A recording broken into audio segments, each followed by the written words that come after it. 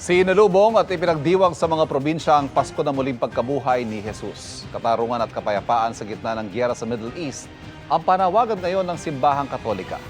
Nakatutok si Bam Alegre.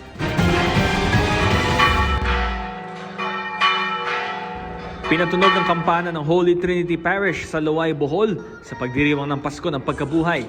Nagdaos ng misa at pagsasadula ng salubong o ang pagkikita ni Jesus at Birheng Maria.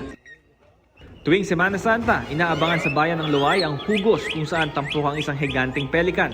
Pagkatapos nitong tukain ang sariling tiyan, may dalawang anghel na lilitaw.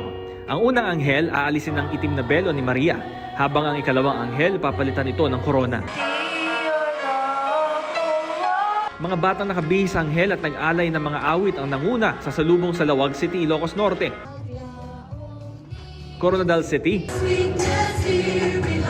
at Samal, Bataan. Sa Cebu, may mga pagtatanghal para sa pagdiriwang ng Pasko ng Pagkabuhay. Kabilang riyan ang pagsasadula sa pagkabuhay ni Jesus at sayaw ng ilang mga nakabihis anghel. Ngayong Easter Sunday, hinimok ni Pangulong Bongbong Marcos sa mga Pilipinong nagdiriwang na muling pagkabuhay ni Jesus na magkaisa at piliin ang pagiging mabuti. Dahil kapag nagkaisa raw ang mga Pilipino na ginagabayan ng pananampalataya at pagmamahal sa bansa, malalagpasan daw natin ang lahat ng hamon. Mensahe naman sa mga deboto ni Pope Leo XIV nitong bisperas ng Pasko ng Pagkabuhay, huwag maparalisa o masanay sa mga kaguluhang nangyayari sa mundo.